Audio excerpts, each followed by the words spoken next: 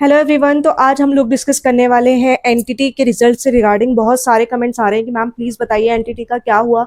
एक तो court case से रिलेटेड कोई अपडेट ऑनेस्टली मेरे पास अभी है नहीं, किसी से कोई इन्फॉर्मेशन मिली नहीं कि कोर्ट केस में क्या हुआ है। बट जो पॉजिटिव न्यूज़ सुनने में आ रही है एज पर ट्रस्टेड सोर्सेज मैं कहूंगी वो ये है कि आपका रिजल्ट जो है अगस्त के एंड से पहले पहले आपको देखने के लिए मिल सकता है और हाई चांसेस 15 से 25 अगस्त के बीच में है। इसके बाद जो कैंडिडेट्स डीएसएसबी गए थे, जब शायद आपकी 30 जुलाई को मास गैदरिंग हुई थी एनटीटी वाले कैंडिडेट्स के डीएसएसबी ऑफिस पे, तो डीएसएसबी का भी यही रिप्लाई था कि हम जो है आफ्टर मिड ऑफ अगस्त जो है आपका रिजल्ट डिक्लेयर कर देंगे। तो यही बात जो डीएसएसबी ने कही थी और यही सोर्सेज से सुनने में आ रही है। तो वो ये है कि दो रिजल्ट हैं जो प्रायोरिटी बेसिस पे हैं, एक तो टीजीटी मैथ्स का और दूसरा एनटीटी का। मतलब अब कभी भी, आज 14 अगस्त है, कभी भी आपको अपना रिजल्ट देखने के लिए मिल सकता है। इसके बाद जो और डिमांड किया जा रहा है वो ये है कि मैम प्लीज हमें बताइए कि कट ऑफ जो है फाइनल कितनी जा सकती है, फाइनल कट ऑफ का एस्टिमेट बताइए। तो देखिए, पहले मैं ये चीज क्लियर कर दूं कि एक अंदाजा ही है, ऑब्वियसली एग्जैक्ट कोई नहीं बता सकता वो नंबर ऑफ कैंडिडेट्स कितने हैं गिवन जो भी ई डोजियर था उसके अंदर कितने नंबर्स ऑफ कैंडिडेट जो हैं किस कैटेगरी में शॉर्टलिस्टेड होंगे, वो डिसीजन वही लेंगे और जो लास्ट नंबर होता है वहीं पे उसकी कट ऑफ बनती है। मतलब जो लास्ट कैंडिडेट्स होता है नंबर ऑफ सीट्स के अकॉर्डिंग, वही उसी के मार्क्स जो है वो आपकी कट ऑफ बन जाती है। तो एक एस्टिमेट के अकॉर्डिंग अगर मैं बताऊं, आई थिंक जो आपके नंबर ऑफ कैंडिडेट शॉर्टलिस्टेड हुए थे वो अबाउट एक सीट पे 3 थे लगभग। लेकिन जब मैं ई डोजियर फिल करा रही थी तो जो इन्फॉर्मेशन मुझे मिली, पता चली, मतलब जैसा लोगों सबके कमेंट आ रहे थे कैंडिडेट्स के, उसमें ये था कि काफ़ी कैंडिडेट्स ऐसे शॉर्टलिस्टेड हुए हैं जो जिन्होंने एनटीटी की ही नहीं हुई है, जिन्होंने नर्सरी टीचर ट्रेनिंग या नर्सरी बीएड नहीं किया है, या तो वो डीएलएड वाले हैं या वो बीएड वाले हैं और जॉब के लिए उन्होंने जस्ट एग्जाम फिल कर दिया था। तो पहले तो उन लोगों को मैंने ये मना किया था कि ऐसे बहुत हैं, ऐसे नहीं, दो चार बहुत थे ऐसे, ठीक है। जब मेरे पास कमेंट आ रहे थे तो मुझे पता चला था कि हमारे पास एनटीटी नहीं है, बीएड है, डीएलएड है। तो मैंने उन लोगों को यही सजेस्ट करा था कि प्लीज आप लोग ई डोजियर फिल ही मत करिए, बेटर होगा। हो सकता है कि इस रीजन की वजह से फ्रॉड कंसिडर करके आपको डीएसएसबी फ्यूचर का जो है जितने भी वैकेंसीज आएगी उसमें भी आपको डिसमिस कर दे, निकाल दे, आपका रजिस्ट्रेशन कैंसिल हो जाए, ऐसा हो जाता है। बट एक तो काफी लोगों को मैंने यही सजेस्ट किया, अब जिन्होंने नहीं भरा उनके लिए तो वेल एंड गुड है, मतलब बीएड और डीएलएड वाले होंगे जो जो ई डोजियर के लिए सिलेक्ट हो गए और ई डोजियर नहीं फिल करा, वो तो बच जाएंगे कहीं ना कहीं, सिर्फ इसी पोस्ट कोड से बाहर होंगे। बट जिन्होंने किया होगा उनको फिर इसका फ्यूचर में देखने के लिए मिलेगा कॉन्सिक्वेंसेज जो भी होगा। बहरहाल इसके बाद जो बात आती है वो आती है कि कैटेगरी की भी काफ़ी कैंडिडेट्स जो हैं वो अवेयर नहीं थे कि जिस कैटेगरी में उनका सिलेक्शन हुआ है, स्पेशली ईडब्ल्यूएस और ओबीसी वाले, कि उस लेटेस्ट ईयर का हमें जो है कट ऑफ चाहिए। तो कुल मिला के जो अलग अलग रीज़न मुझे दिखाई दिए उसमें ये दिखा कि काफ़ी कैंडिडेट्स ऐसे हैं जो एलिजिबल ही नहीं थे इस पोस्ट के लिए और उनका ई डोजियर में सिलेक्शन हो गया था। तो आप मान के चलिए कि एक सीट पे जो रियल कंपटीशन है वो 1/2 का ही है लगभग। मतलब एक सीट पे दो कैंडिडेट्स की फाइट होगी और अगर दो कैंडिडेट्स की फाइट होगी और कट ऑफ जो है ये आपके सामने दी हुई है, मेल की अलग है, फीमेल की अलग है और तीनों डिपार्टमेंट में कितने सीट्स थे ये भी गिवन है। तो इसके अकॉर्डिंग ही मैं आप लोगों को बताऊंगी कि कितने इंक्रीज हो सकते हैं कंपटीशन के अकॉर्डिंग। अब एक और इम्पॉर्टेंट चीज जो कि पूछी जा रही थी वो ये है कि मैम मेल वाले जो है क्या वो एनटीटी के लिए फिल कर सकते हैं?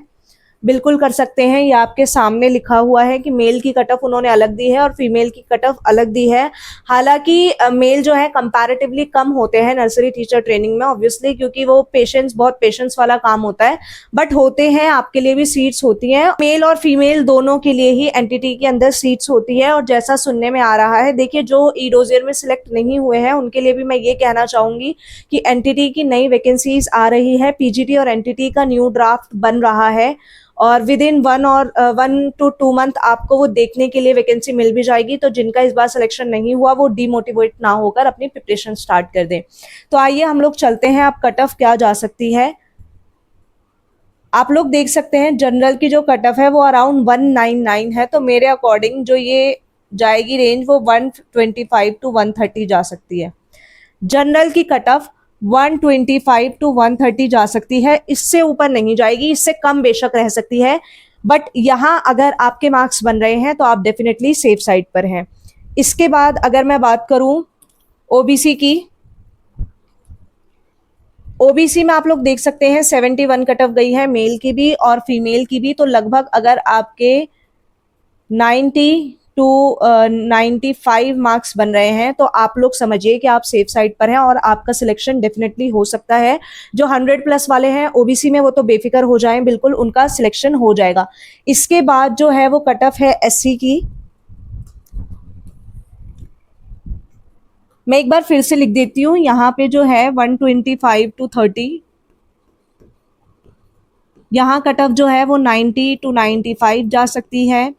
एससी की आप लोग देख लीजिए, फीमेल की कम गई है और मेल की जो है वो कट ऑफ थोड़ी ज़्यादा है।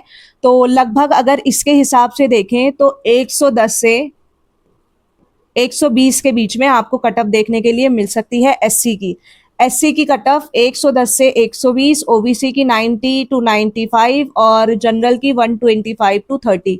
ये वाला रेंज बिल्कुल सेफ साइड है, हो सकता है इससे कम भी जाए, मुझे नहीं लगता इससे ज़्यादा जाएगी। इसके बाद हम लोग आते हैं एसटी पे। एसटी जो है वो आपका 60 मार्क्स पे है, तो 80 टू 85 मार्क्स अगर आपके बन रहे हैं तो आप सेफ साइड पर हैं। तो एससी कैटेगरी में जिसके 80 टू 85 मार्क्स बन रहे हैं वो क्या है, सेफ साइड पर हैं बिल्कुल। अब अगर मैं बात करूं ईडब्ल्यूएस की यहाँ 81 गई है मेल की और फीमेल की जो है वो 80 गई है।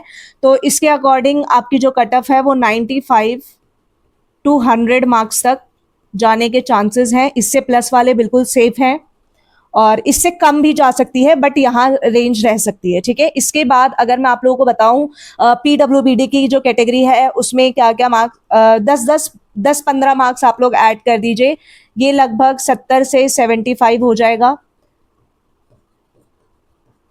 75 टू 80। यहाँ पे जो कैटेगरी सी वाले हैं इनका आप लोग देख सकते हैं कट ऑफ थोड़ा ज़्यादा है, तो आप मान के चलिए 90 टू 95 और इसमें भी कट ऑफ 71 है, तो आपका हो सकता है 85 टू 90। जो फाइनल कट ऑफ है वो इस रेंज में जाने के चांसेस हैं और आपका जो फाइनल रिजल्ट है वो बहुत जल्दी आपको देखने के लिए मिल जाएगा। Positively hope for the best. बहुत वेट किया है आप लोगों ने, आपकी 2023 की ही वैकेंसी है और अब 2026 चल रहा है, बट फाइनल रिजल्ट आते ही प्रोसीडिंग जल्दी ही हो जाएगी और पॉजिटिवली आपको इस ईयर के एंड तक ज्वाइनिंग मिल जाएगी। पहले आप लोग फाइनल रिजल्ट का वेट कर लीजिए, जैसे ही रिजल्ट आता है उसके बाद आगे की जो भी प्रोसीडिंग रहेगी मैं उसके लिए टाइम टू टाइम गाइड करती रहूंगी। That's all for today. Thank you so much for watching, keep supporting.